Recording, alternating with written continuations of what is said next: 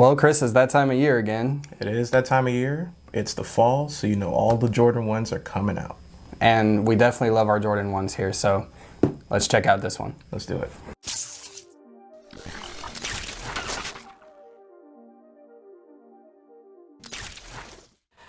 Hello, everyone. My name is Rico. My name is Chris. Welcome to SneakerWeb. And today, Chris, what you got for us today? We have the Jordan 1 High Yellow Toes, or in the other words, the Taxis. I like the taxis better. Yeah. But before I get into my tech breakdown, of course you know how we do it. What are your thoughts? I am actually happy to see this type of color blocking come back for the Jordan 1s. I feel like the style was kind of missing for a while, and they were kind of just testing the waters about what they wanted, but I really like that they actually did come out with these, and I like that it's reminiscent to the Shine Downs that were released, I guess, for F&F not too long ago. I mean, Chris said it best in one of his Wear Testers videos, but if you just take the original color blocking and just take the color accents and change them, you're golden. I would say that, but I think that's most sneakerheads, Pun intended, what they think anyway. You know, as far as for me, I feel like if Jordan continues to put these out, don't pump these out like a ton. No, but like give us more classic colors like the Pine Greens or, you know, the Chicagos or the Royals in this kind of color blocking, and you're golden. Don't mess it up like you did the navies. Just give us something like this. Look, man, Jordan brand messing up a lot, but what they did get right back in 1985 is the tech, even though it's very simple, but it can be used for casual. Starting out with the bottom, Chris, what do we got here? We have, quote unquote, Jordan's favorite traction and one of the best of all time. I stand behind it. I guarantee it. The best of all time. And in the midsole, you have a rubber cup sole with a Phylon or an EVA wedge, depending on who you ask. And you have an encapsulated air unit in the heel. And along with the upper, you do have this pretty nice leather. It's not the best leather quality, but it is going to get the job done. I can probably disagree with that. I feel like the leather on this is probably one of the best I've seen in a while as far as Jordan 1s go. Because you get that nice toe box and everything else. I'm not saying that it's not the worst. I'm just saying that for Jordan brands, they have done better. True. And they can do better. This just gets the job done, in my opinion. I feel like since their previous models that they've been putting out, they haven't put as much as the quality into it. I feel like for the toe box, I always like a tumbled leather on the toe box. It kind of gives it a nice old-timey feel as far as the previous Jordan 1s that came out. And I think Jordan putting this together, they kept that in mind, and they wanted to keep it close to the original color blocking that they had with this. So that's why I kind of feel like they're paying a little bit more attention to the quality. And if you press down that toe box, you feel that nice bounce back. That's how you know that leather is even if you press on the white, it just wrinkles real nice. Yeah. That's a nice cow's ass right there. And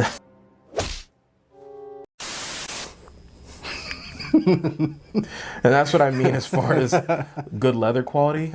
You can kind of see it. You don't even really... Yeah, you're on one today, for sure. But I would say Don't bring drink into this. I feel as far as leather quality, I feel like it does stand out from all the other Jordan 1s. Yes. Even the previous lows that are coming out, including the UNCs and even the navies that came out, they had good leather quality on there, just not as good as this, in my personal opinion. I feel like Nike does need to put out more of this style leather. Now, I know they're not going to do it in large quantities because it's hard for mass production and... You know, and their shareholders want their money, so... Yeah, and they like to keep things limited, and I feel like in Nike's mind, they like that idea of limitations, but also being able to have people talk about it on the internet, because, sneakerheads are going to do that. Of course.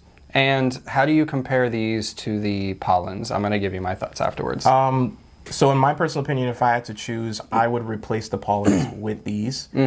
First off is leather quality. The Pollens, in my personal opinion, the leather was not that great. It probably had the leather reminiscent of the Marina Blues. Did we record the Pollens? No. Oh, okay. No, we did. I know I've seen them in person. Yeah, the Goldenrods are kind of in the same boat as well. But I feel like the Pollens, they just didn't really first of all, I don't like the color blocking on the Pollens. The black toes are not really my thing unless it's on a dunk. It just didn't really catch me as far as the leather quality goes. It was the production on that was all over the place. Correct. I feel like I do remember. They had some issues with their lines, and the stitching was bad, and it was just a bunch of issues with the Pollens that I didn't really like. I feel like this kind of gives it back to the original state of what Jordan 1s were. You get that nice upper with the leather, you get the wrinkled toe box, you get, you know, all the good things that you get on a Jordan 1, in my honest opinion. Even though it may not be the best, it still is reminiscent of the best. And I think that's where me and the Pollens kind of differed. And, you know, it wouldn't be a video if Rico didn't get high at least once. Just one time. Just one time. But yeah, gotta get my monthly fix? It was daily, but now it's monthly. So we're getting better. I'll get back. I'll get back on that. But those are my general comparisons. I think Pollen, I'm not going to knock the Pollens because I think the Pollens were one of Nike's most worn shoes during the summer, in my honest opinion. I just feel like this could very much replace that down to the quality and, of course, the box. I think the box really the box showed off that. And it really did it for us. Yeah. So what about you? What are your thoughts on that? My thoughts on these is that I do love, first of all, the taxi name, if you do it right, like they did with the 12s. And like, just talking about these, yes, I love how you just look at that white panel and it just wrinkles the second you look at it. Like, I can just picture this and I'm just like, yep, that's going to form to my foot nicely. Now, of course, I am going to nitpick this a little bit. Actually, let me see that one. So, so it might have just been on Chris's pair in his video, but in his video, the heel went up, but then this part went in at an angle. Oh, shoot.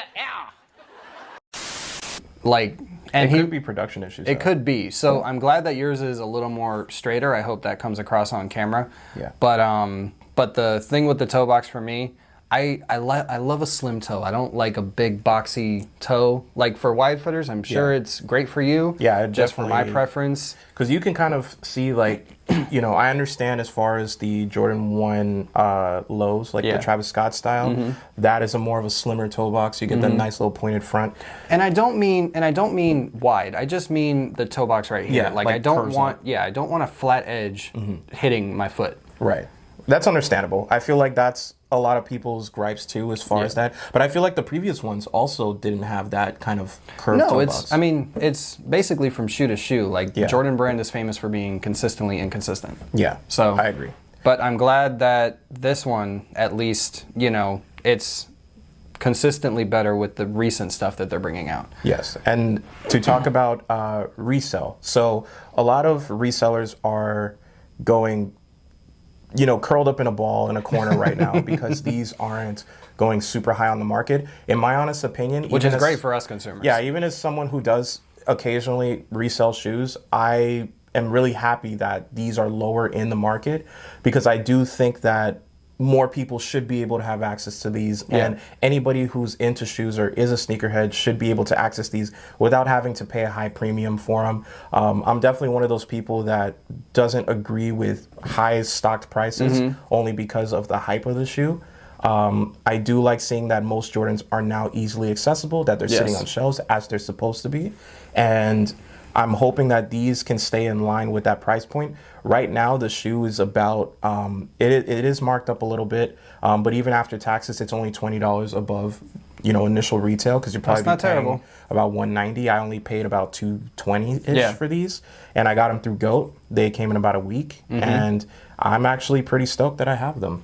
And I'm very happy that you got these, and I know that you can appreciate them. You and me, we wear our shoes, and we definitely give love back to them. But I think that covers everything on the taxis here. Also, before we do that, what is your initial rating for these? Whew. Well, because I gave the Pollens an 8, and these I do like better, but I'm sitting between an 8.5 and a 9. 8.5 and a 9? Okay. Yeah. I don't know. I can go either way depending on the day. I'm going to go ahead and give this about a 9, probably because of the color blocking, and Jordan went stupid on the leather. I think it's pretty awesome that they're going back to that. It could have done better, in my opinion. It could have been a little bit, you know, but we all know that that ship is probably set at this point. So they're not going to give us... I'm hoping. You know. It's every now and again that we get up to a certain hill where Nike will give us something like high quality, like the Jackie Robinson. And then immediately just drop us. Yeah. So...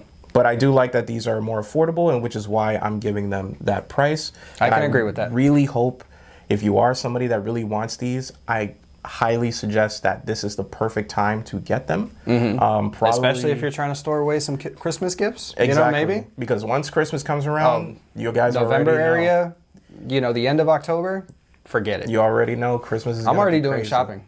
Yeah. Yeah. It's going to be nuts. And shoes as you know it, we've been in a nice little grace period now where anything and everything that comes out, probably because of, you know, different things and people aren't out here getting PPP loans.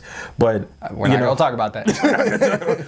But it is a great time to get sneakers, even at a resale price, because they're very low.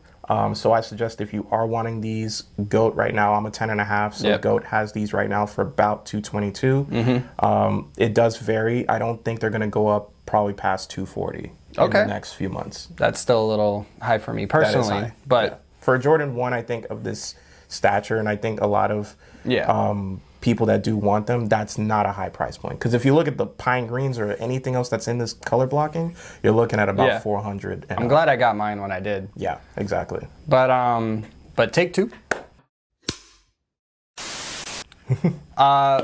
Definitely our final thoughts on these, unless you truly have any more to add. No, I think I just am really perplexed at them not releasing any more of these, in my honest opinion. Like, sooner. Well, Nike's going to do what Nike's going to do. Yeah. Well, it could be a number of things because we're still going through supply chain issues. We're still going through production issues. True. And warehousing jobs and all that. So it could be a number of things. Sometimes it's not Nike's fault. I will give them some of the benefit, but... give us more of this and less of... whatever. Give us more of these and less of those Drake shoes you putting out. Oh my Let's God. just say that. We're not... I'm putting this out in the... We're not reviewing them. Don't even... Unless you send them to... No, I'm not doing it. No. No. No. No. No. Hell no. No. And the only time I'm doing it is if, like our good friend Dylan, unless he comes on here, no, unless he releases, I'm good. Unless you release the what is it? The Air Force Ones, the Certified Lover Boy Air Force Ones. That's the only way I'm going to review those. But other than that, I'll stay away from that topic. All right. Now we're seriously going over time. But thank you guys very much. And let us know in the comments about how much you like or dislike these. What are your final thoughts on these? Give us your rating in the comments below. And anything you want to add, Chris? No, that's it. Just remember, guys, keep wearing your shoes and keep on trekking. And we'll see you guys next time. Peace. Later. I didn't mention that these will actually look really cool vintage. Not in the video, but to you. Oh, okay. Yeah. Because it might be in the blooper reels that I just smacked my head on the table.